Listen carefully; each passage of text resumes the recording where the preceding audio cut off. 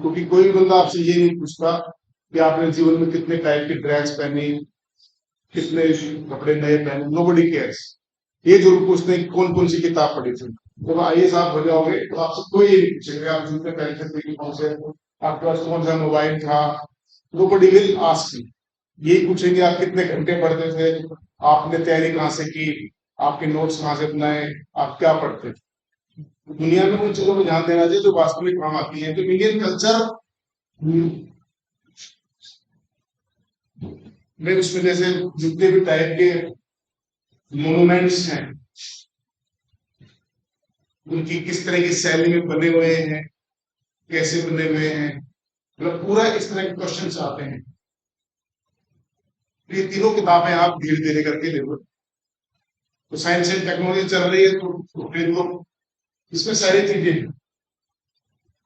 हिंदी में भी आती है, अंग्रेजी में भी, जैसे आपको उचित लगे उसी माध्यम में पढ़ो।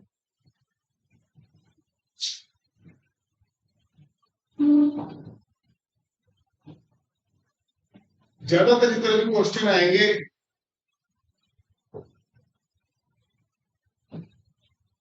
एप्लीकेशंस, उसमें सबसे ज्यादा इंपॉर्टेंट कि आपने फलानी चीज किस में काम आती है इसमें। ठीक है, कुछ जेनेटिक इंजीनियरिंग की, तो जेनेटिक इंजीनियरिंग की जो जीन थेरेपी है वो जेनेटिक इंजीनियरिंग का एक एप्लीकेशन। तो उसमें एक बड़ा क्वेश्चन, तो जेनेटिक इंजीनियरिंग पे बड़ा सवाल आ सकता है। और जीन थेरेपी पे किसी को पता है जीन थेरेपी, इसमें मैंने बताया था तो थोड़ा सा कुछ, कौन बता सकता है। वीडियो दिखाया था, बताओ समझ, कौन बताएगा।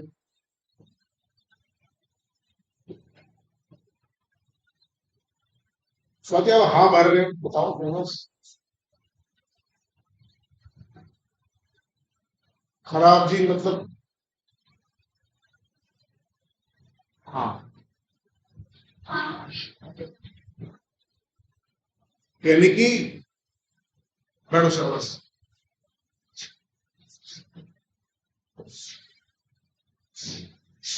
डिफेक्टेड, त्रुटिपूर्ण, खराब नहीं, ठीक है, त्रुटिपूर्ण, defected gene is replaced by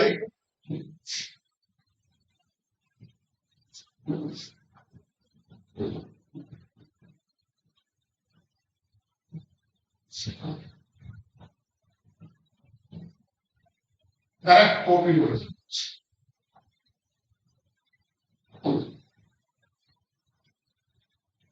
जो डिफेक्टेड कॉपी है जीन की, वो किससे रिप्लेस की जाती है, करेक्टेड कॉपीज। यानी कि एक त्रुटिपूर्ण जो जीन है वो एक स्वस्थ जीन से के द्वारा प्रतिस्थापित किया जाता है, चेंज किया जाता है।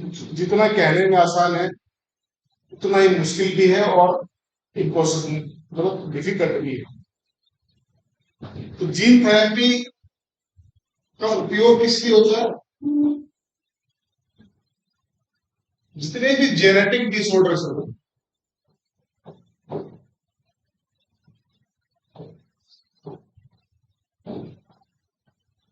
आनुवांशिक जो डिसऑर्डर को क्या बोलोगे हिंदी में,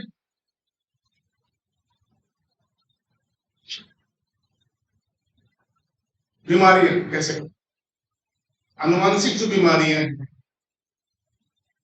तो जीन थेरेपी का उपयोग में अगर एक लाइन में आपको बताना है तो आपको क्या बताना है, आनुवंशिक बीमारियों के का जो इलाज है वो जो है उसके लिए जीन थेरेपी है। आम बीमारी के लिए नहीं है, आनुवंशिक बीमारियों के लिए, जेनेटिक डिसऑर्डर्स। जेनेटिक डिसऑर्डर्स का मतलब क्या हुआ, आपके जीन में ही गड़बड़, या तो कोई जीन सही से काम नहीं करता,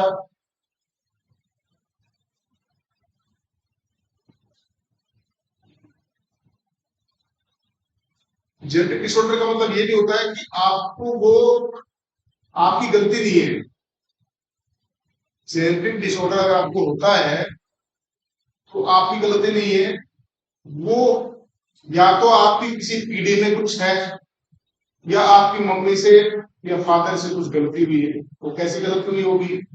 भाई मान लो ज्यादा एक्सरे करवाते हैं, ज्यादा अल्ट्रासाउंड करवाते हैं, एमआरआई करवाते हैं, नहीं, सीटी स्कैन करवाते हैं। इन सब चीजों से मान लो कोई भी महिला प्रेग्नेंट है तो उसको एक्सरे नहीं करता है,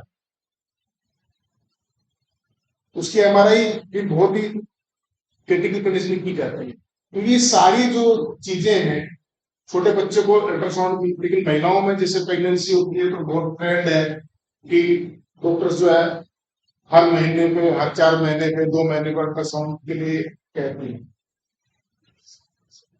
लेकिन फिर भी अल्ट्रासाउंड जो है, ये जितने भी रेज से एक्सपोजर करते हैं बॉडी, उससे जो भी दुनिया में आने वाला है उसके जीवन पे विपरीत प्रभाव पड़ सकते हैं। तो उसमें बच्चे की गलती नहीं है, उसमें या तो किसी न किसी पीढ़ी में वो बीमारी है, या फिर कुछ ऐसा होता है माता पिता के लेवल पे। जैसे भोपाल गैस कांड हुआ, मान लो पोखरण में आप रह रहे हो और पोखरण ने बॉम्ब एक्सप्लोजन किया, तो पोखरण की जो धरती है, उसके जो आसपास के गांव है, वहां पे जितने भी रेडियो एक्टिव रेडिएशन है, जो रेडियो एक्टिव विकिरण जो होती है अल्फा बीटा और गामा, ये सब जो है कार्सिनोजेनिक, कैंसर कॉजिंग है, जीन में डिफेक्ट करती है आपके डीएनए में। जैसे भोपाल त्रासदी में मिथाइल आइसोसाइनेट गैस, तो अभी क्वेश्चन पहले तो बहुत आता था कि भोपाल गैस त्रासदी किस गैस के कारण बहुत आता, तो उसमें कई पीढ़ी तक जो है बच्चों में बीमारियां, क्यों कि माता पिता में उनके डीएनए में परमानेंट चेंजेस हो गए, डिसऑर्डर हो गए, और माँ बाप से वो डिसऑर्डर का जो डीएनए है वो बच्चों में। ऐसे ही जो जापान में अमेरिका ने परमाणु बम गिराया था 1945 में, उसके बाद कितनी जनरेशन तक वहां ये समस्या है। अगर मान लो आप रिसर्च लैब में भी काम करते हैं, लड़कियों के लिए बताता हूँ,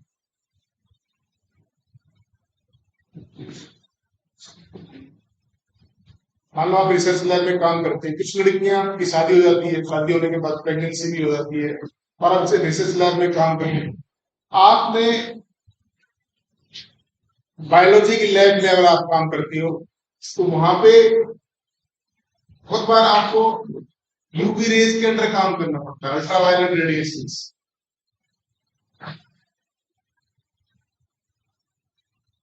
बहुत सारे ऐसे काम होते हैं। अल्ट्रावायलेट रेडिएशन क्या काम करती है? स्टरलाइजेशन का काम करती है, यानी कि उसके एरिया में जो बैक्टीरिया और फंजाई आ जाती है उसको मार देती है। जितने भी बहुत सारे ऐसे काम होते हैं जो कि ऐसे इन्वायरमेंट में किए जाते हैं जहां पे बैक्टीरिया और फंजाई नहीं आनी चाहिए, जैसे ऑपरेशन थिएटर। अगर आपका कोई बंदा बीमार हो जाता है तो आईसीयू वगैरह में आपको बड़ा मुश्किल से जाना पड़ेगा, आपके आपको बना देते हैं, एप्रन बना देते हैं, आपके सर पे भी कवर कर देते हैं, या ऑपरेशन थिएटर में डॉक्टर जाते हैं। ऑपरेशन थिएटर में जितने भी इंस्ट्रूमेंट्स यूज करते हैं वो सारे के सारे एक टेक्निक होती है, ये आपको पता होनी चाहिए, क्या बोलते हैं? स्टेरिलाइजेशन।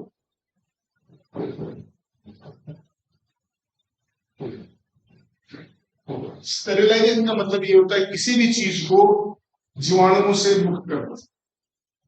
जैसे पहले गांव में इंजेक्शन लगाते थे तो सुई को गर्म करते ना, नीडल को उबालते थे पानी में। उस समय आजकल तो डिस्पोजेबल आ गया कि आप नीडल उतारी और फेंक दी। तो एक जमाना था जब डिस्पोजेबल नीडल्स नहीं होती, फेंकने वाली नीडल नहीं होती थी। तो किसी को अगर इंजेक्शन लगाना है तो एक को इंजेक्शन लगाने के बाद उसको पानी में बॉइल किया जाता, ताकि जो भी बैक्टीरिया वगैरह उसमें कुछ हो सब मर गए। उस टेक्निक को स्टरलाइजेशन कहते हैं। लैब में जितने भी काम कर चीजों का काम करते, पैकेट प्लेट है, आपकी कैंची है, आपका कुछ भी है, उसको भी स्टरलाइज किया जाता है। तो स्टरलाइज करने का तरीका क्या है, वहां पे एक इंस्ट्रूमेंट होता है उसको ऑटोक्लेव कहते हैं। तो ऑटोक्लेव आप समझ लो कि आपका प्रेस है, बिल्कुल सेम टेक्नोलॉजी में काम करता है, लेकिन वो ऑटोक्लेव में ज्यादा टेम्परेचर हो सकता है। आपका प्रेशर कुकर आप ज्यादा टेम्परेचर कर दो तो फट जाएगा, लेकिन वो ऑटोक्लेव वाला काम जो है वो आप प्रेशर कुकर में भी कर सकते। मतलब जिस चीज को भी आपको स्टरलाइज करना है, जैसे पहले गांव में भी प्रेगनेंसीज होती थी, बच्चे पैदा होते थे, जो गांव की यूनिवर्सिटीज होती थी, तो बच्चे का जो वो क्या बोलते हैं उसको, अरे तो प्लेसेंटा, जिसे बच्चे का मां से जो कनेक्शन रहता है वो काटते हैं।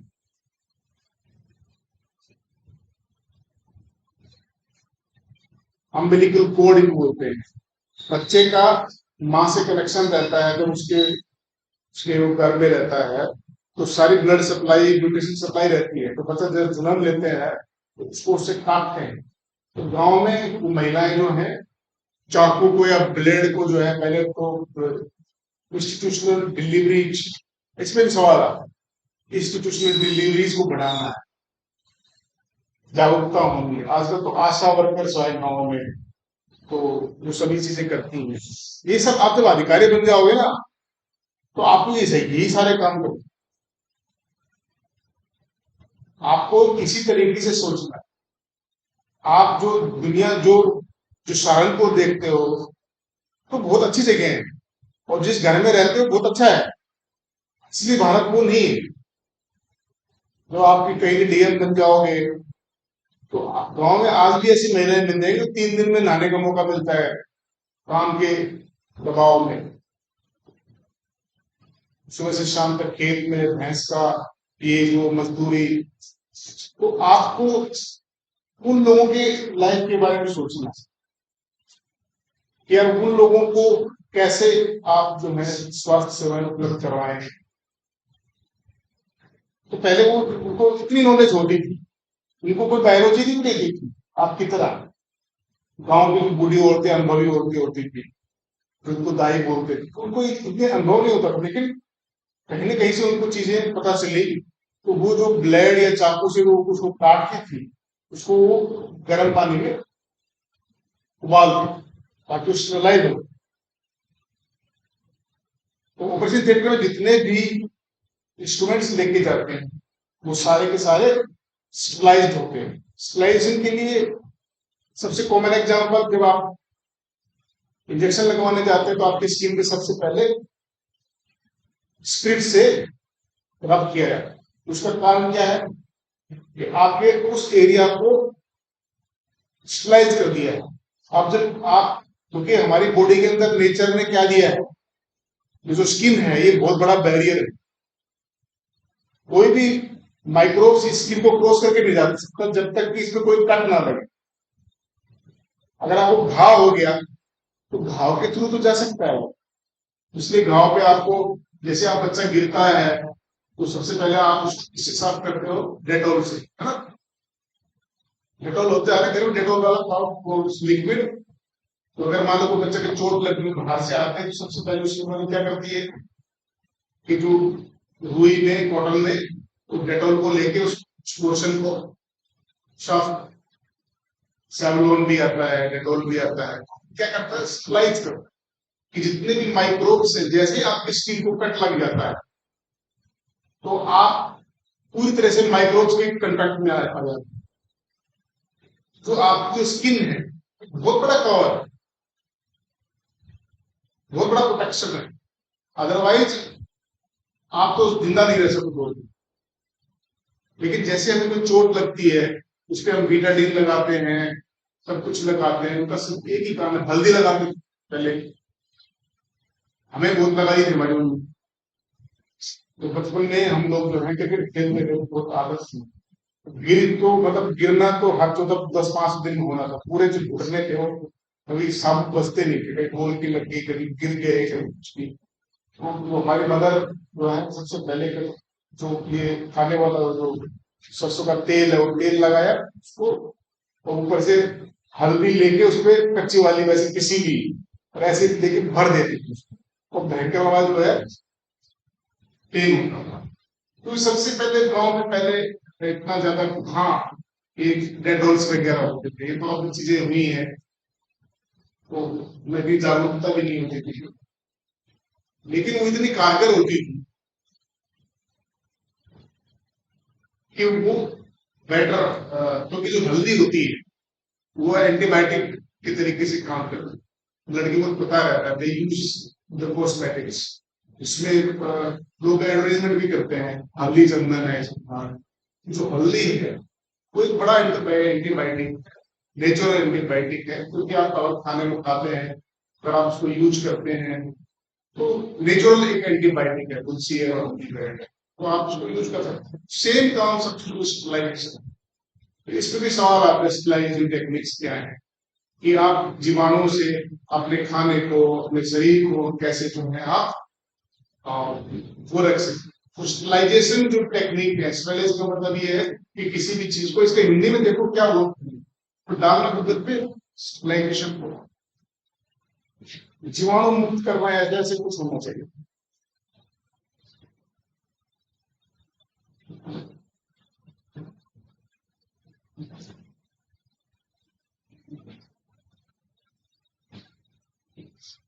तुम लोग सभी अंग्रेजी मीडियम के होते तो बहुत ही मजा आता है,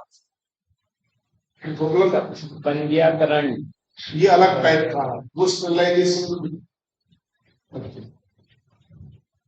और विसंक्रमण, हाँ, कीटाणु शोधन, कीटाणु शोधन, कीटाणु हनन, कीटाणु हनन, जीवाणु नाशन, जीवाणुनाशन, मतलब स्टरलाइजेशन और एक है सर विसंक्रमण। विसंक्रमण, तब आप जो है किसी भी चीज को जीवाणु से आप मुक्त कर देते हैं। उसके लिए आप जितने भी एंटीबायोटिक्स हैं, तो बीटाडीन लगाते हैं, हल्दी लगाते हैं, नीम, नीम इज ऑल्सो वेरी गुड, नीम की साबुन भी आती थी, जिनको गांव पहले थोड़े फीट से हो जाते थे, आप भी कारगर है वो, तो उनको नीम के पत्तों को उबाल के और पानी, नहाने के पानी में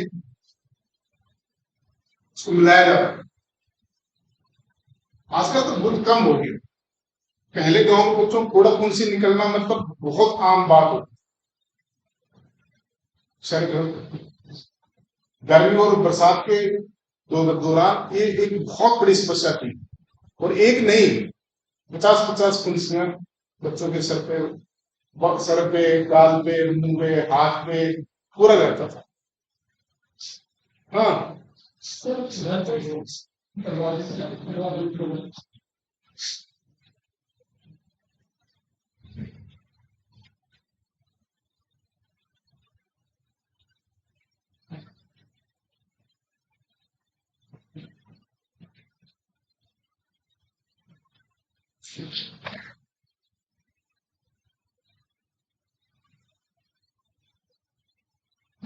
तो वो नहीं आना चाहती है लेडी, वो खोल दो उसको, दरवाजा खोल दो, वो दरवाजा नहीं खुल रहा क्या, वो लेडी आई, वो सर दरवाजा नहीं खुल रहा,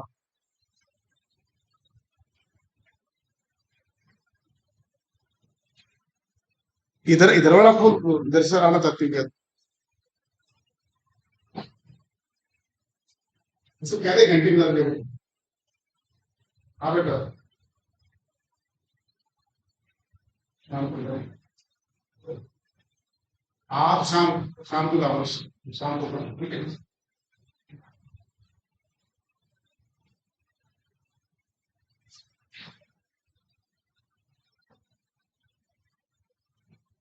क्या बता रहा हूँ, फोड़े फुंसी, थोड़े कुछ बोला करते, वो उसमें जो नीम नीम जो पत्ते हैं उसको पानी में उबाल के और नहाने के पानी में मिक्स अप करके बच्चों को पिलाया है। नीम की साबुन भी आता है। इवन जो नीम का जो बात है, ऊपर का जो क्या बोलते हैं बाग का, बाग तो समझते हो, छाल, नीम की जो छाल, उसको पानी में ऐसे ऐसे जैसे चंदन को घिसते हैं ना, ऐसे पत्थर पे घिस के उसको भी घाव पे लगाया जा सकता है। ये सब चीजें आपको नॉलेज होनी चाहिए। जरूरी नहीं कि पूरा मॉडर्न अपडेट दिया जाए, आप अपने निजी जीवन में भी इन चीजों का उपयोग कर सकते हैं। कई बार चोट लग जाती थी, जैसे वो क्रिकेट खेल रहे हैं और सर में लगी, बॉल आके कैच करते सर फट गया। कई बार मान लो घर पे फादर वगैरह नहीं होते थे, तो मदर्स वगैरह को नॉलेज नहीं थी एक चीज की कि जो नारियल होता है, नारियल का जो छाल आती है, उसको जला के और उसका जो वो बनता है चूरन, उसको चूरन बना के वो भर दिया और 4-5 दिन में ठीक हो गया। जो ट्रेडिशनल जो मेडिसिन, तो आपको एज ए ऑफिसर इन सब चीजों की नॉलेज होनी चाहिए। आप क्या सोचो कि जो अधिकारी है वो सिर्फ एक कमरे में बैठ के नीली बत्ती गाड़ी में चलने के बाद रुतबा या जूता काटना ही नहीं है, वो तो एक 10% हिस्सा। तो 90% जब आप एसडीएम बन जाओगे तो आपको ये लगेगा एक्चुअली ये काम करने पड़ते हैं।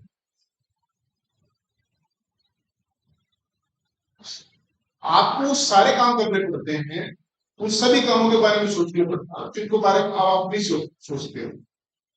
गांव में किसी की नाली जाम पड़ी है, किसी की नाली पे आपस में लड़ाई हो गई है, तो एसडीएम जाएगा। बहुत सारे ऐसी चीजें हैं, गांव में कोई बीमारी आ गई तो आपको लोगों को जागरूक भी करवाना है, चीजें भी करनी है। तो मतलब सिर्फ अंदर बैठने की जॉब नहीं, तो आप अंदर फील्ड में जाओगे तो जब लोगों के बीच में आपको उतरना पड़ेगा, जब लोगों के बीच में उतरोगे तो आप तो लोगों को उनके साथ जब रहोगे, उनके जब जीवन की चीजों को देखोगे तो आप कुछ लोगों को कर सकते। जितनी भी ट्रेडिशनल जो मेडिसिन बता रहा हूं मैं, उनका सवाल है कि आज के जो डेट में वापस जो आयुष, जो कोरोना काल में अगर हमें किसने बचाया तो हमारी, इसने बताया ट्रेडिशनल मेडिसिन ने बचाया।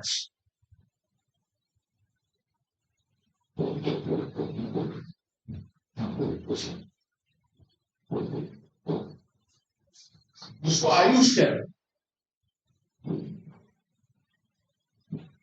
उस दिन आयुष मंत्रालय में बड़ा जबरदस्त काम थी। ट्रेडिशनल जो मेडिसिन है, पारंपरिक जो हमारे दवाएं हैं, दवाओं की मेडिसिन स्कोर कुछ बोलते हैं, औषधियां, पारंपरिक जो हमारी औषधियां हैं, कोरोना काल में अगर सबसे ज्यादा हमारी रक्षा की है तो किसने की है? काढ़े ने की। लेकिन मैं आप में से किसी बंदा भी ऐसा नहीं होगा जिसने उस समय काढ़े का सेवन या तुलसी का हल्दी वाला दूध आपने पिया होगा, कच्ची हल्दी डाल के या पाउडर वाली हल्दी डाल के रात को जब आप लोग पी के सोते थे, अदरक डाल के, खिचड़ी डाल के, और जो भी आप लोग करते थे उसमें, वो सब ट्रेडिशनल आयुष मेडिसिन। तो मैं कह सकता हूँ तो कोरोना का जितना भी 80-90% जो कंट्रोल हुआ, वो हमारा जो खान पान है, अमेरिका और यूएस वगैरह में, इंग्लैंड में और बाकी देशों में नुकसान इसलिए ज्यादा होगा तो उनके खान पान में मेडिसिन नहीं, औषधियां नहीं। हमारा इंडियन जो खाना है वो अपने आप में एक ऐसी रेसिपी है कि आप जाने अनजाने में कितनी सिंपल चीज बनाते हो, उसको कुछ ना कुछ औषधियां डालते हैं। सबसे खिचड़ी बनाते तो उसमें हल्दी डालते, सबसे सिंपल। चाय बनाते उसमें तो अदरक से स्टार्ट, तुलसी अदरक से स्टार्ट कर। तो ये हमारे खाने के काली मिर्च है या तेज पत्ता है या जो भी इलायची है बड़ी वाली, ये लोग चीजें करते हैं। लौंग है, लौंग चाय में डाल लेते हो या चावल में पुलाव में डालते हो, तेज पत्ता डालते हो, ये सब खाने में यूएस के लोगों के खाने में शामिल नहीं है। उनकी ब्रेड है, टोस्ट है, बिना बॉइल्ड सॉरी बॉइल्ड बिना फ्राइड की सब्जियां हैं, तो वो लोग तो एग है इस तरह की चीजें खाते हैं। इनमें कहीं भी उनके यहाँ छोंकना जैसा कुछ भी नहीं है। जो जो फ्राइड जो फूड है वो इंडियन कल्चर के अलावा बहुत कम कल्चर्स में है। वहां फ्राई करने का कंसेप्ट ही नहीं है, बॉयल करने का कंसेप्ट। फ्राई करने का जो कंसेप्ट है अपने अपने यहाँ तो मैगी को भी छोंक सकते हैं लोग, वो छोंकते हैं। मैगी को सिंपली बॉयल करने के लिए बनाया गया ना, उसमें एक जो नेचुरल जो एक उसके साथ मसाला आता है तो उसके साथ बॉयल करके खाते हैं। लेकिन हम क्या करते क्या है, मैगी में भी जो है प्याज टमाटर मटर डाल के उसको जो है फ्राई करके उसमें भी हमने इंडियनाइजेशन उसमें कर दिया है। तो जो ये ट्रेडिशनल जो मेडिसिन उनको प्रमोट करने के लिए भी हमें लोगों को जागरूक करना पड़ता है, काम करना पड़ता है। अदरवाइज गांव में लोगों के पास इतनी औषधियां और इतना पैसा नहीं। गांव में जो लोग बुखार पहले चढ़ता था वो बहुत ही अपने जो अपने ट्रेडिशनल तरीके से आज भी बकरी का दूध और उसके पपीते के पत्ते सिर पे ज्यादा आप रिलाय करते हो एज कम्पेयर टू कि कोई भी स्ट्रॉन्ग एंटीबायोटिक। और जो आपकी गिलोर, तो जब भी किसी को डेंगू होता है भले ही ना भले वो टैबलेट पे, तो टैबलेट में कुछ है ही नहीं, एक एंटीबायोटिक देते हैं एक बुखार उतरने का बस, क्योंकि उनके पास कुछ है ही नहीं। अब दवाइयां दो भी चल रही है, टैबलेट भी चल रही है। पपाया कैरी का पपाया की जो है ना एक्सट्रैक्ट की जो टैबलेट्स है, तो जो पपीते के पत्ते नहीं खा सकते कड़वे, वो जो उनको जो है वैद्यनाथ वगैरह और बाबा रामदेव वगैरह बनाते हैं, लेकिन है वो आयुर्वेदा। तो आप उसको लेते हैं और कुछ लोग कड़वा होता है, गिलोय बटी भी आती है। जो लोग गिलोय को छान करके मान लो एक ही आदमी घर में है, वो बीमार पड़ा है या आप दोनों बुजुर्ग हैं, अब कौन कूटेगा कौन उबालेगा, नोबडी विल केयर। तो सिर्फ क्या आप गिलोय बटी या कोई भी चीजें ले लेते हैं उससे अपना काम। तो आप में कल जो है बहुत दिन हो गया आपको क्वेश्चन लिखे हुए। एक तो जीन थेरेपी क्या है, ठीक है।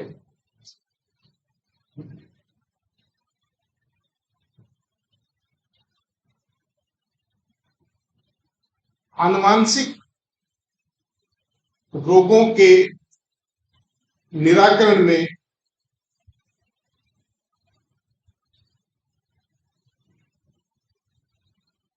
इस तकनीकी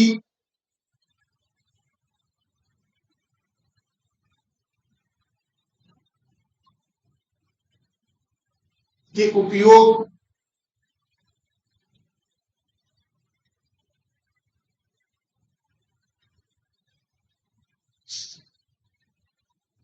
पर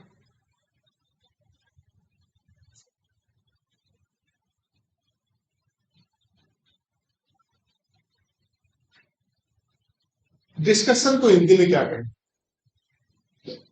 टिप्पणी है।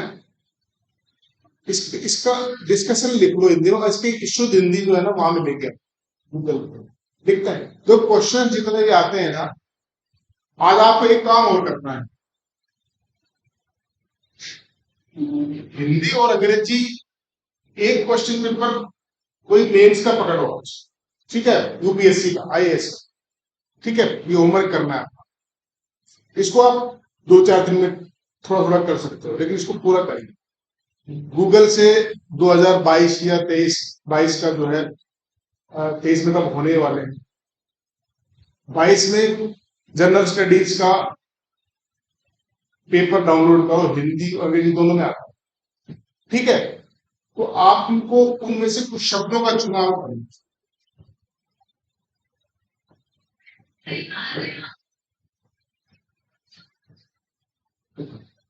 क्या हो गया भाई, फिर दोस्त का फोन आया क्या, क्यों चक्कर में पड़ी है, मैं भी आराम कर रहा तू भी आराम से कर नहीं है। अच्छा अच्छा, मुश्किल है, गूगल से पूछ रहा है। मैं सोचा कि उसका फोन आया है, किसी फ्रेंड ने कहा तू कुछ चक्कर में पड़ी है यूपीएससी में, फिर मैं आराम से आपको बहुत लोग मिलेंगे, बहुत सारी लड़कियां मिलेंगी, वो कहेंगे क्यों, कोई अपने आप करेगा तो करना क्यों पड़ेगा। बहुत सारी लड़कियों को जान भी और आप तक कुछ भी नहीं किया, बहुत शानदार तरीके से रहना। वो एक तो वो तो एक आपका क्या बोलते हैं जै उसका एक बॉक्स है, उस बॉक्स में क्या छुपा है हम लोग दिखाओ ना, एक तरीके से लॉटरी सिस्टम, क्या मिलने वाला है कैसा मिलने वाला है, ठीक है। तो उसके बारे में कोई आज तक जो है कोई पंडित कोई कुछ भी नहीं, घर वाले कोई कुछ भी, कोई कितनी भी ताकत लगा ले, अपनी तरफ से बेस्ट सब करते हैं, लेकिन जरूरी नहीं है कि जैसा आप सोचते जीवन वैसा। सब मेरी दुआएं हैं हर लड़की का जीवन अच्छा हो। मैं कोशिश करता हूँ, आप सब सोचता हूँ लड़कियों को जीवन में सब कुछ ठीक ही मिलना चाहिए, ताकि माँ बाप की बड़ी आकर्षणाएं रहती हैं, लेकिन उसके बावजूद भी अपने आस पड़ोस में आप देखते हो बहुत सारे जीवन में ऐसी जो है क्या कह सकते हो उसको, प्रिडिक्टिविटी नहीं है कि ऐसी संभावनाएं रहती हैं जिनपे आप सोचते हैं अच्छा ऐसा ही हो सकता है, और वो किसी के साथ भी हो। अगर एक लड़की को बहुत अच्छा घर मिले, गाड़ी है बंगलू है सब कुछ हो, खुद का कुछ नहीं, कोई कैजुअलिटी उसके हस्बैंड से साथ होती है, उस दिन वो रोड पे जितने भी रिश्ते जुड़े होते हैं, प्रॉपर्टी में हिस्से फलाने ढिमकाने, लीगल राइट फलाने, वो उसी दिन तक रहते हैं। उसके बाद तो ठोकरें मिलती हैं, जमाना वो लोग पहचानने से इनकार कर देते हैं। जब तक जिस घर में आप बिल्कुल महारानी की तरह रहते हैं, वो जो घर वाले हैं, जो एक बीच का जो ब्रिज था जिसके थ्रू आप जुड़े हुए थे, वो टूटने के बाद वो लोग पहचानने से भी इनकार करते हैं, कोर्टों में चक्कर काटेगा और कुछ नहीं मतलब। तो वो जीवन तो सबका अच्छा होना ही चाहिए, लेकिन जब एक लड़की सबल हो जाती है तो उस फैमिली का ताकत ताकत जो है डबल इंजन की सरकार होती है ना, डबल इंजन सुनते हो ना, डबल इंजन की सरकार जब चलती है तो फायदा है। उसमें क्या है कि अगर आप एक छोटे दो कमरे घर ले सकता था हस्बैंड, अगर वाइफ भी कामयाब है बड़ा घर, तो ये बेटर जीवन। लड़कियों को भी इतनी ताकत से काम करना चाहिए जितने लड़के को। डिस्कस है डिस्क्राइब है और give an account.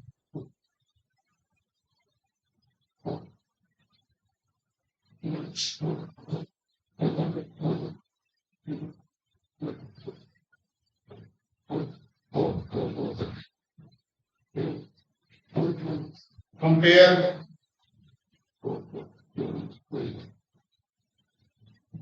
Give difference, differentiate,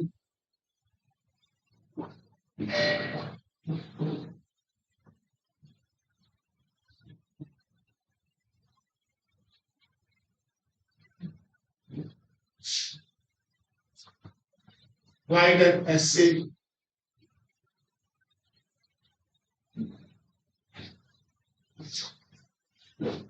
evaluate,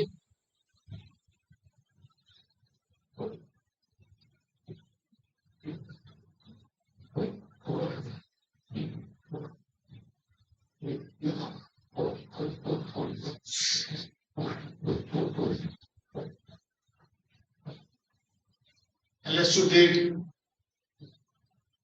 justify।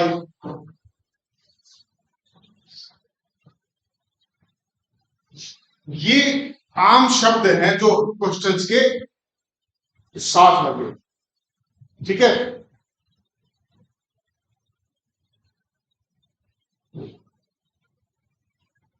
अब आपको करना क्या है, इंग्लिश का वर्जन देखना है, जिस क्वेश्चन में डिस्क्राइब लिखना है तो उसका हिंदी में जाके देखना है कि उसने डिस्क्राइब या शायद वर्णन होगा, तो फिर डिस्क्राइब की जगह आपको वहां से देख के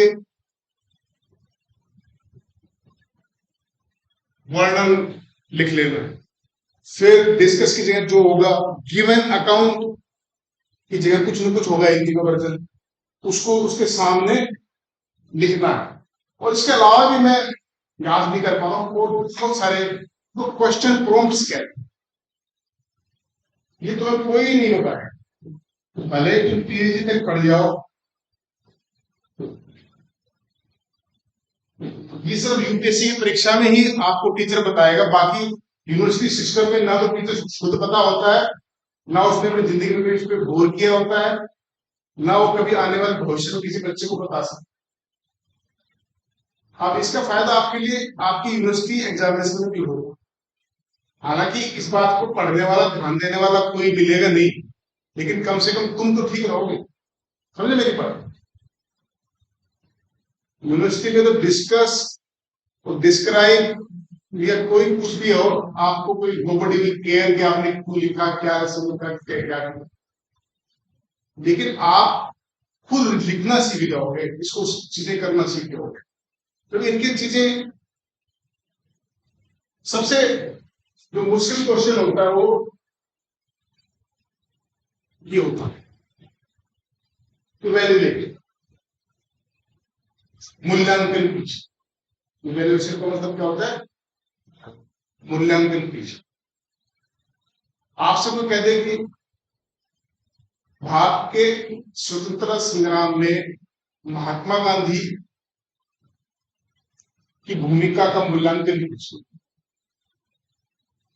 या भारत छोड़ो आंदोलन में, या खेड़ा सत्याग्रह में, या जो भी है उसमें मूल्यांकन कीजिए। तो ये मूल्यांकन जो है ये वही कर सकता है। सबसे हाईएस्ट डिफिकल्टी क्वेश्चन, जैसे आप लोग नरेंद्र कुमार मोदी प्राइम मिनिस्टर की जो वर्किंग है, जिसकी सरकारों की जो भी कार्य प्रणाली है, उसका मूल्यांकन कीजिए।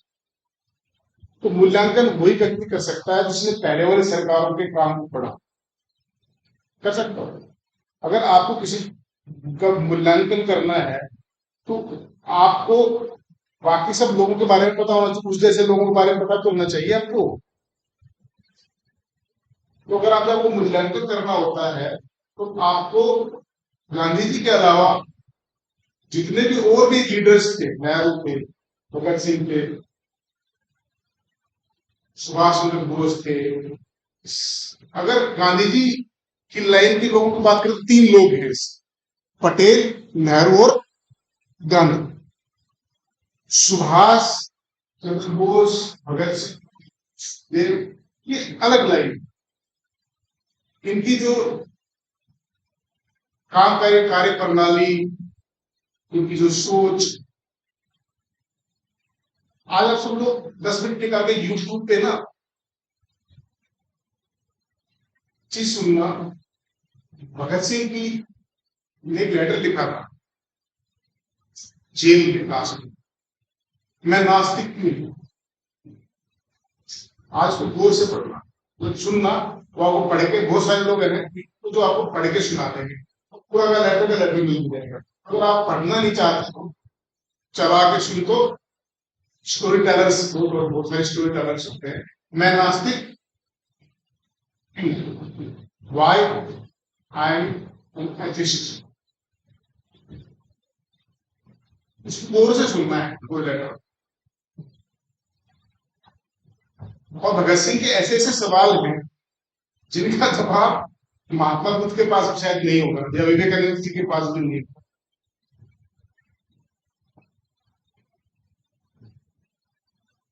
बहुत सारे लोगों ने, जब वो जेल में थे, उनके फांसी तय हो गई थी, तो बहुत सारे लोगों ने, तो उस लेटर को सुनोगे ना, उसके बाद आप भगत सिंह को जान पाओ कि भगत सिंह एक्चुअल में है कौन। कि एक 23 साल का लड़का, आपको से कुछ लोग तो 1 साल के हो जाने वाले, 1 साल में या 2-3 साल में, तो फिर ये सोच के देखना कि मेरी आज उम्र 19 साल है, क्या मैं 21 या 22 या 23 साल में, क्या ऐसे मेरे विचार हो सके, या मैं 19 साल का 20 साल का हूं तो 20 में और 23 में कोई फर्क नहीं होता। इसका मतलब ये नहीं कि 23 साल में वो उसके आइडियाज आए होंगे। भगत सिंह 18 की एज में क्रांतिकारी हो गया, और 18 की एज में जिस आदमी ने दुनिया के सारे क्रांतिकारियों को पढ़ना, अब आपके पास तो लाइब्रेरी में किताबें हैं, इंटरनेट है, आप कितना पढ़ते हो? आपको अपने देश के क्रांतिकारियों के बारे में नॉलेज नहीं होगी।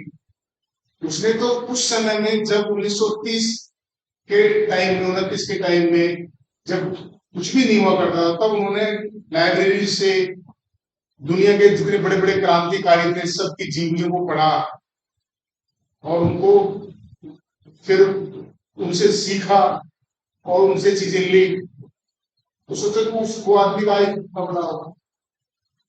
तो आज आपको जाके सुनना है कि मैं नास्तिक क्यों हूं।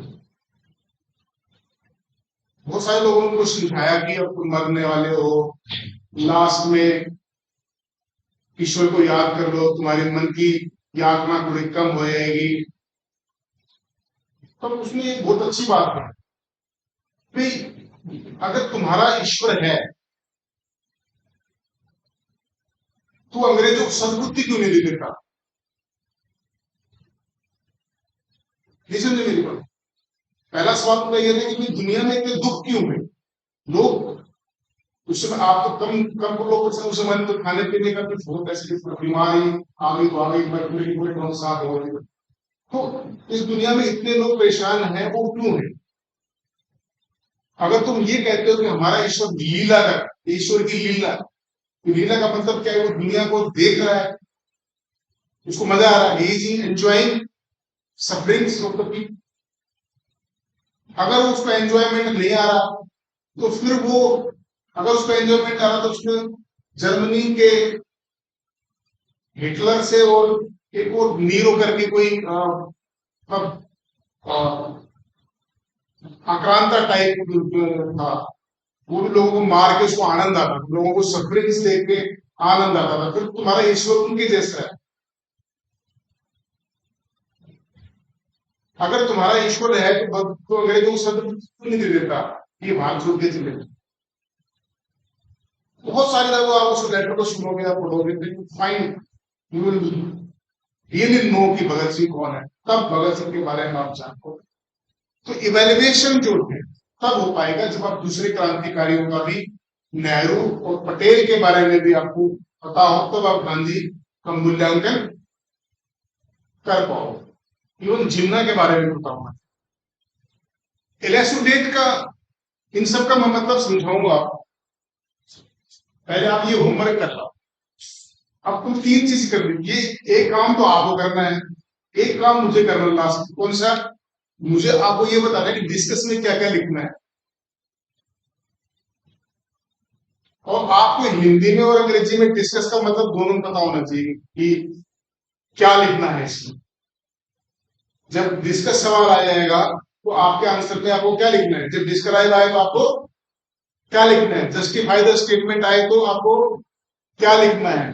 कंपेयर आए तो क्या लिखना है। गिव द डिफरेंस आए तो क्या लिखना है। डिफ्रेंशिएट आ जाए, डिफ्रेंशिएट तो आपको क्या लिखना है। ठीक है। इवेलुएट आ जाए तो क्या है, इलेस्ट्रेट आ जाए तो आपको क्या लिखना है। ऐसे और भी क्वेश्चन फॉर्म्स अगर उसमें यूज हुए हों तो आप उनको भी नोट करना, और उनके हिंदी में अर्थ जो है। उसके बाद फिर मैं आपको, जब आपका ये काम कंप्लीट हो जाएगा तो मैं एक एक शब्द के बारे में आपको ये लिखूंगा कि आपको अगर ये वाला आया है तो उसमें आंसर में आपको क्या लिखना है। तब आप क्वेश्चन को लिखने में, तो आज वाले क्वेश्चन में डिस्कस वर्ड,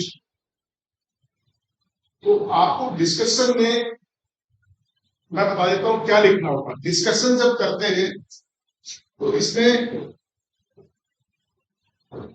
व्हाट और वाई साथ चलते हैं, क्या और क्यों साथ चलते। आपने एक शब्द में लिखा ये होता है, अगले ही लाइन में लिखना ये इसलिए। ये समझे मेरी बात? अगर आपने कुछ लिखा ये होता है, ये है, तो अगले लाइन में आपको ये लिखना है कि ऐसा, यानी कि आपके क्वेश्चन जो क्वेश्चंस होंगे उसमें 3-4 चीजें होंगी बस। व्हाट, वाई, हाउ, क्यों, क्या, क्यों और कैसे। अगर आपको अपने क्वेश्चन की ये देखना है कि मेरा क्वेश्चन कंप्लीट है, तो आपका टेस्ट करने का तरीका क्या है? क्या मैंने व्हाट का जवाब दे दिया, क्या मैंने वाई का जवाब दे दिया, क्या मैंने हाउ का जवाब दे दिया, और लास्ट में कंक्लूजन, क्या मैं कंक्लूजन लिख दिया।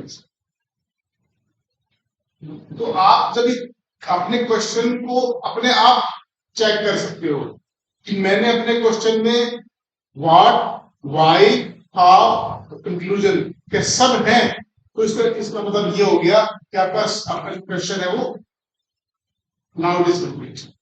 तो जीन थेरेपी के बारे में आपको 250 वर्ड में लिख के ला।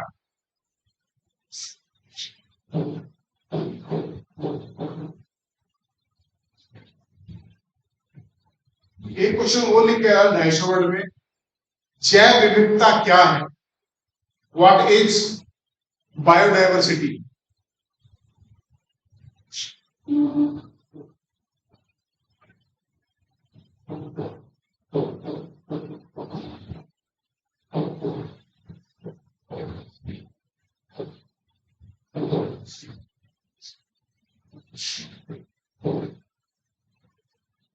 बायोडाइवर्सिटी क्या है,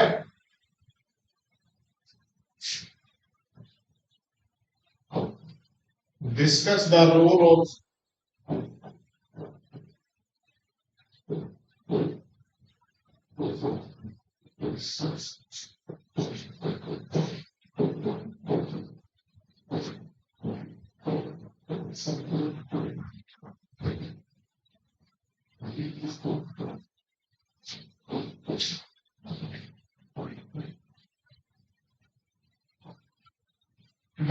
जैव विविधता क्या है, discuss the role biodiversity in environmental conservation, पर्यावरण संरक्षण में जैव विविधता की भूमिका।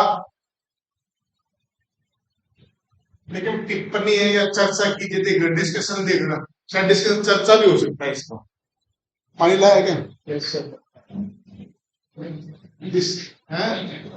है परिचय, परिचर्चा, हाँ परिचर्चा करिए।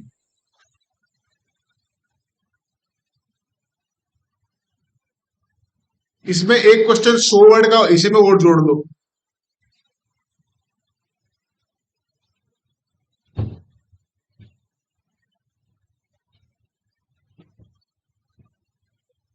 भारत सरकार द्वारा वर्तमान में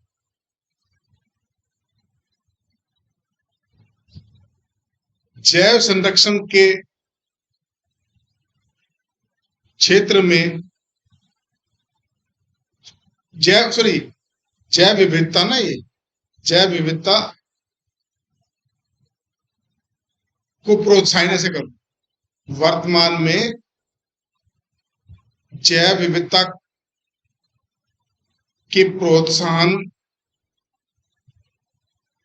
हेतु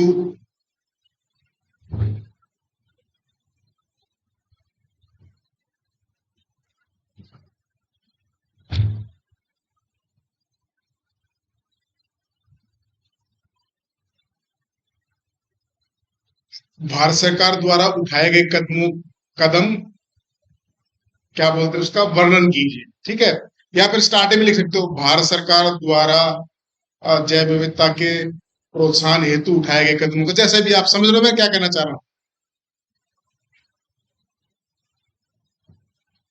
describe the role of Indian government for the promotion of biodiversity conservation. ठीक है, डिस्क्राइब द स्टेप्स टेकन लिख दो चाहिए। Describe the role of Indian government for the promotion of protection of promotion of biodiversity conservation. तो जैव विविधता के संरक्षण के प्रोत्साहन हेतु जो भारत सरकार ने वर्तमान में जो कदम उठाए हैं उनका आपको वर्णन करना। ठीक है, जब इन तीनों क्वेश्चन को लिख लोगे तो मेरा दावा है कि एक क्वेश्चन इनमें से पक्का आएगा मेंस में।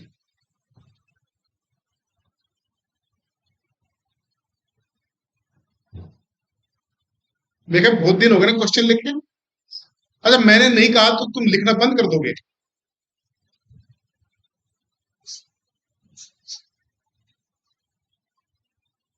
शो मस्ट गो ऑन भाई। मैं कौन हूं? मैं तो सिर्फ एक तुम्हारी जिंदगी की छोटा सा हिस्सा हूं। You are the master of your destiny. तुम्हें 24 घंटे याद रहना चाहिए कि मुझे सिविल सर्वेंट बनना है और उसकी यात्रा मुझे क्या क्या करना है। कोई टीचर आपसे कहेगा तब आप उठेंगे जागेंगे, ऐसा नहीं हो। आपको हमेशा ही जागने के मोड में। मैं आपको दोबारा उठा देता, लेकिन अब की बार नहीं सुनो।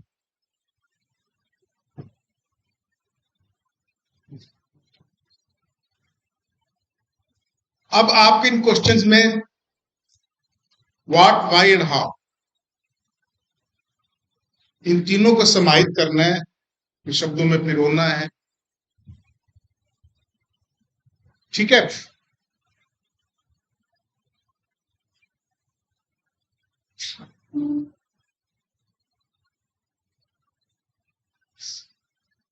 एक क्वेश्चन जो जेनेटिक इंजीनियरिंग,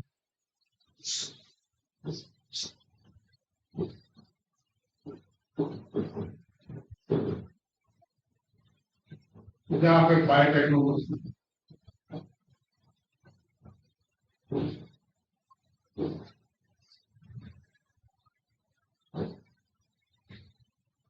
क्वेश्चन तुम ये दोनों लिखो, लेकिन आज कल नहीं लिखना, फिर इसको लिखना है।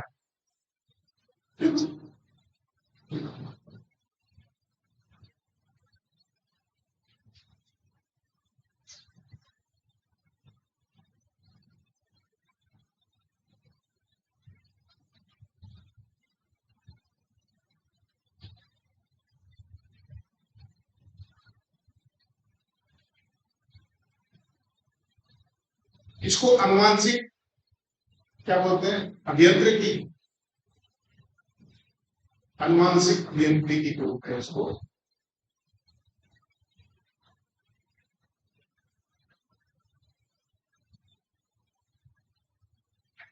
Discuss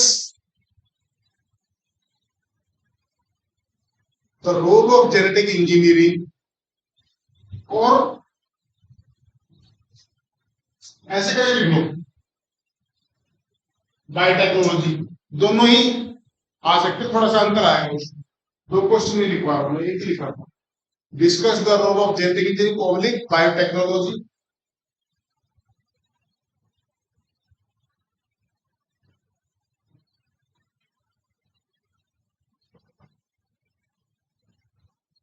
in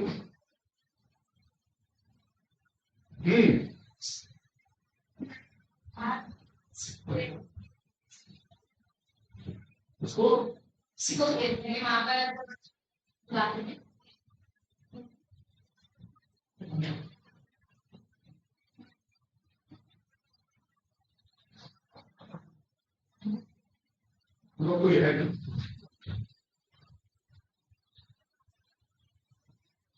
discuss the role of genetic engineering और biotechnology in the field of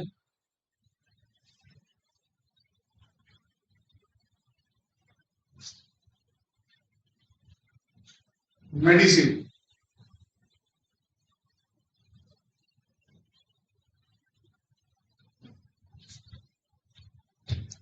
industry, industry and environmental conservation. मैंने इस क्वेश्चन को खोल दिया है, अगर रोल आए तब भी आपको ये लिखने हैं। मैंने आपको अलग अलग इस क्वेश्चन को खोल दिया है। तो 3 ही फील्ड ऐसे हैं जिनमें उनका रोल अहम है, एक तो मेडिकल साइंस में, एक इंडस्ट्री में, और एक इन्वायरमेंटल कंजर्वेशन। तो जैव तकनीकी या जेनेटिक इंजीनियरिंग को आप जैव अभियांत्रिकी जो भी कहते हैं, इसने इसके विकास से चिकित्सा के क्षेत्र में, उद्योगों के क्षेत्र में और पर्यावरण के क्षेत्र में क्या क्रांति आई है, क्या बदलाव आए, इसके बारे में आपको डिस्कस करना है, देखना है, चीजें करनी है। ठीक है, जेनेटिक इंजीनियरिंग अच्छे से पढ़ाई गई है। मैंने मेडिकल साइंस में भी रोल इसका डिस्कस किया हुआ है। फोरेंसिक साइंस में भी इसको रोल में डिस्कस किया था, ध्यान हो किया था ना फोरेंसिक साइंस में। एक क्वेश्चन और लिख लो तो फोरेंसिक साइंस आ जाएगा।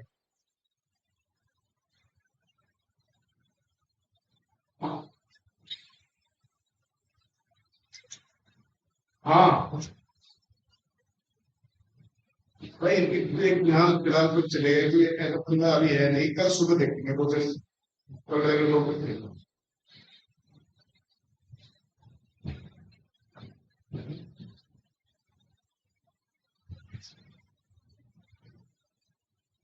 Give an account on give an account on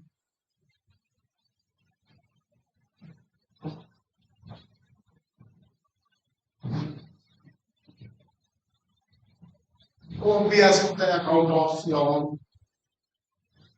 DNA fingerprinting.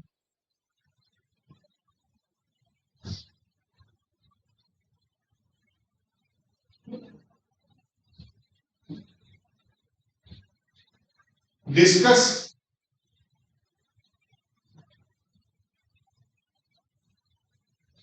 Its importance in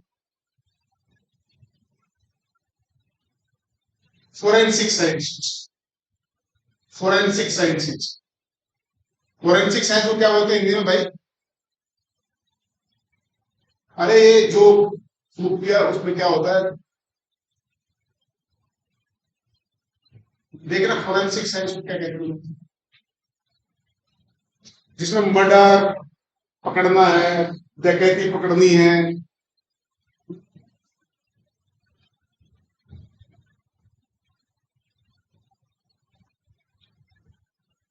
क्या बोलते हैं इसको? न्यायालय विज्ञान। और भी कुछ देखो,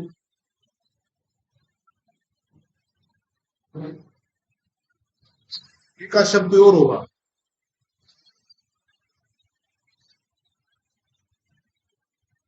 यही है बस, न्यायालय विज्ञान। आप गूगल से शांति से घर जाके फोरेंसिक साइंस का अनुवाद, फोरेंसिक साइंस का मतलब ये है चोर को पकड़ना है, मर्डरर को पकड़ना है, रेपिस्ट को पकड़ना है, उसमें डीएनए फिंगरप्रिंटिंग का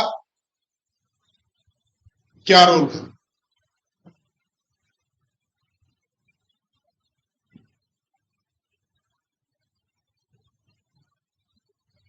तो ये एक तरीके से जो डीएनए प्रिंटिंग है, ये जेनेटिक इंजीनियरिंग का एक हिस्सा है। ये अपने आप में अलग से कुछ नहीं है, लेकिन इसको हमने तोड़ दिया है। एक क्वेश्चन और लिखो, what is stem cell therapy?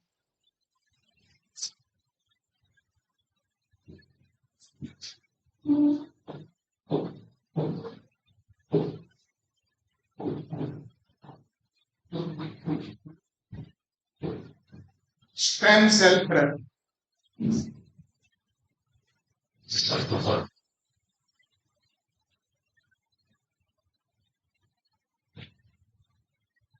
Discuss its role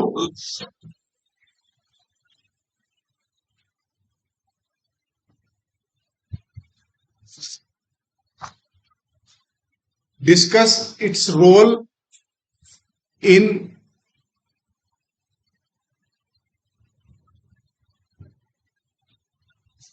curing cure COUR cure उपचार curing CURING curing the genetic diseases अनुवांशिक रोग अनुवांशिक बीमारियां जेनेटिक डिसऑर्डर्स कर सकते हो।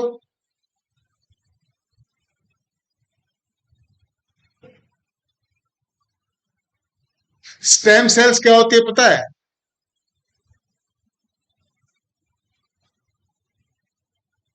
दो तरह की सेल्स होती हैं। एक टाइप की सेल्स जो मोस्टली होती हैं आपकी बॉडी में,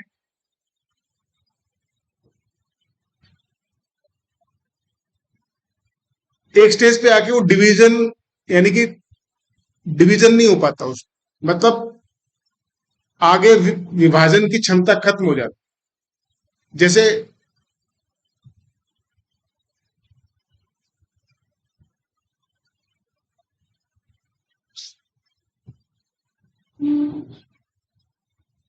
मैंने बताया आपको किसी ह्यूमन बीइंग का ले मान लो ये एग है फीमेल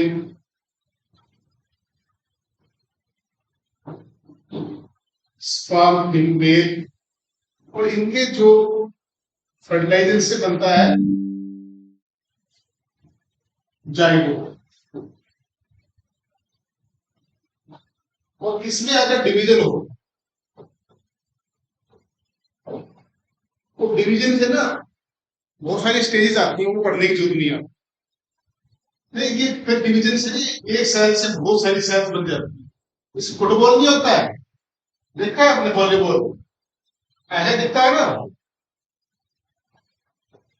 बहुत सारी सेल डिवाइड है, एक सेल का बॉल बन जाता है।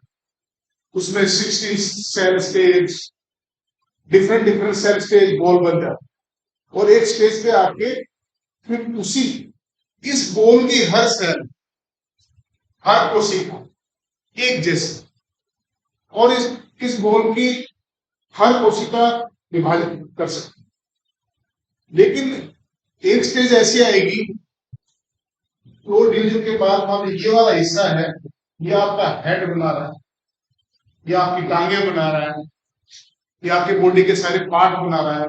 एक बार वो सेल बनने के बाद जैसे मान लो आपके मसल्स बन गए, आप इस बॉल से ही बने, इस बॉल की हर सेल में सब कुछ बनाने का क्षमता थी, लेकिन एक बार ये हाथ बन गया, ये सेल अब आगे कुछ नहीं बना सकता, बस मरना ही बाकी। तो ऐसी सेल्स जिनकी डिवीजन की क्षमता हमेशा बनी रहती है, जब एक बार आपका उत्तक बन जाता है, टिश्यू बन जाता है, तो परमानेंट सेल बन जाता है, परमानेंट हो जाती है सेल से और उनसे आगे फर्दर कुछ नहीं हो सकता। हमारी ऐसा क्या बनता है कि सारी बोल की सारी सेल एक जैसी होती है, लेकिन बोल के कुछ हिस्से से आपका सर बन गया, किस हिस्से से कान बन गई, ऐसा उसमें क्या होता है वो बायोलॉजी की बात है, वो कभी खाली से मैं लेकर बताऊंगा वो, लेकिन आपके डिस्कशन का मामला नहीं है। बस आपको इतना पता होना चाहिए कि इसके हर एक सेल में वो ताकत है जो कुछ भी बना सकती।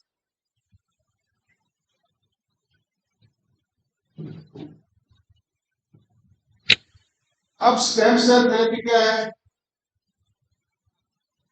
जब बच्चा जन्म लेता है, ये उसकी मदर है मान लो,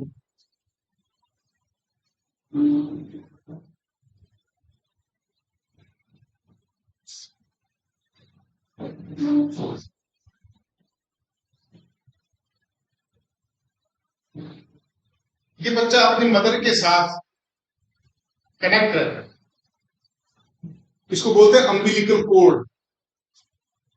मैंने कहा जन्म को काटते हैं, तो ये अम्बिलिकल जो कोड होता है पूरे बच्चे के जन्म के समय, सिर्फ यही एक ऐसी टिश्यूज होती हैं जिनकी सेल्स बिल्कुल इस बॉल जैसी, यानी कि उसकी हर सेल में कुछ भी करने की क्षमता रहे। Getting your not? एक बार इससे कुछ परमानेंट बन जाए, हेड बन जाए, पैर काम बन जाए, हाथ बन जाए, उसके बाद वो सेल्स किसी काम की नहीं रहती। तो मेरे कहने का मतलब क्या, जब जब बच्चा आपका पूरा डेवलप हो गया है, पूरा बन गया है, पैदा होने को है, जब उसका जन्म होता है तो उसके पास स्टेम सेल्स का एक ही सोर्स रहता है, और वो रहता है इसका ये अम्बिलिकल कोड, जो उसकी माँ के साथ उसका कनेक्शन जोड़ता है। ये इसकी सेल्स वो होती हैं जो स्टेम सेल्स, यानी कि बिल्कुल ऐसी प्रकृति होती है जैसी जिससे बच्चा बना है, बॉल जिस बॉल से बना है, जिस कोशिकाओं के बॉल से ये बना है, सेम प्रकृति। और एक बार इसने ये रूप ले लिया इस बॉल से, उसके बाद कुछ नहीं हो सकता, उसके बाद कुछ नहीं हो सकता। अब जब बच्चा बड़ा हो गया है, सॉरी पूरा बन गया है, कंप्लीट डेवलप हो गया है, विकसित हो गया है, तो सिर्फ ये अम्बिलिकल कोड जो उसकी मां से उसका जो कनेक्शन है, वही एक ऐसा टिश्यू है उसका जो कि उसमें वो कैपेसिटी है जो उसके जिस बोल से वो बच्चा बना है। तो मैंने पहले बताया था कि अगर ये जन्म के समय लोग उसको गाड़ देते हैं घरों को, ये प्रथा है, जिस बच्चे ने जन्म लिया उसका काटा, पूरा जो भी निकला उसको घर में, अपने घर के अंदर जो लड़का होता है जनरली उसका ज्यादा सोचते हैं, और वो इस बात का प्रथा होती है, इस बात की कि वो इस धरती का वासिंदा है, मतलब इस जिसे कहते हैं ना, मैं मिट्टी से जुड़ा हूं, मेरे इस घर से मेरी जुड़ाव जो है। जो घर वाले बुढ़ापे में, एक लड़का नोएडा में 5 स्टार फ्लैट में रहता है और उसका बाप घर में, उसी घर में रहता है जहां लाइट भी कम आती है, लेकिन वो बच्चा लड़का कितना परेशान हो, चल पापा 5 दिन जाने के बाद कह के 6 दिन कहीं छोड़िया बेटा मुझे, इस जेल से तो मैं वही अच्छा था। तो जो कनेक्शन जो डेवलप होता है, कहीं ना कहीं वो कनेक्शन भी रहता है जहां वो बच्चा पैदा हुआ है, उसका उसकी भावना, उसके सब चीजें, तो उसको गाड़ देते हैं ताकि कोई जानवर वानवर उसको ना खाए। इसलिए उसके लिए गाड़ा इसलिए जाता था, और अपने घर में गाड़ दिया, मान लो बाहर गाड़ दिया उसको, उसको गाड़ दिया तो कुत्ते ने या किसी ने जानवर ने उसको खोद के खा लिया तो अच्छा नहीं समझा जाता था, तो वो उसको घर में ही उसको दबा देते। तो वो अब जो अमीर घर के लोग जो हैं, अब उसको दबाने के बजाय एक लेबोरेटरी होती है बैंक की, जैसे आप गहने रखते हो ना लॉकर में, ऐसे ही उस लेबोरेटरी के अंदर उसको जमा करवा दें। उसको जमा रखने का, सही रखने का, वो लेबोरेटरी वाले आपसे पैसे ले, क्योंकि उनके पास तकनीकी है उसको लंबे समय तक रखने की। अगर उस बच्चे, उस व्यक्ति के जीवन काल में कोई भी उसको अनुवांशिक बीमारी हो जाए, तो उसके अम्बिलिकल कोड से कोशिका निकाल के, जो आप जीन थेरेपी की बात कर रहे हैं, उस कोशिका से उसके जीन को निकाल के या पूरी कोशिका निकाल के उस व्यक्ति का इलाज किया जा सकता। इसको बोलते हैं स्टेम सेल थेरेपी। तो स्टेम सेल वो सेल्स होती हैं जिनमें विभाजन की क्षमता सदैव बनी रहती है, ठीक है, और इन कोशिकाओं से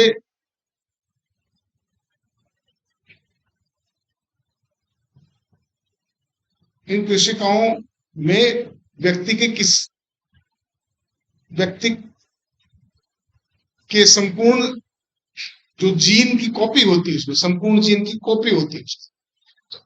उसकी किताब में देख के और अच्छे से लिखना, मैं तो समझा पा रहा हूँ, हिंदी में नहीं समझा पाता हूँ अच्छे से, तो बस मैं आपको मोटे मोटे तौर पे समझा रहा हूं। कि ऐसी कोशिकाएं जिनसे वो बच्चा डेवलप होता है, जिसमें कुछ भी बनाने की क्षमता रहती है, वो उसके अम्बिलिकल कोड में होती है। और उस अम्बिलिकल कोड की भी हिंदी कुछ ना कुछ होगी, आप उसको देखें। देखो क्या है अम्बिलिकल कोड की हिंदी? MB है सर, ये MB। UMB, umbilical, UMB, CHORD, umbilical cord. बोल दो उसको। मैडम आएगी आज? गर्भनाल।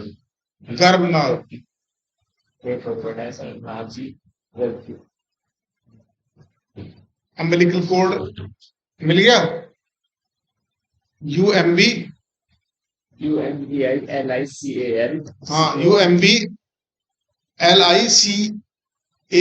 Umbilical cord, CHORD code. ठीक है, मिल गया।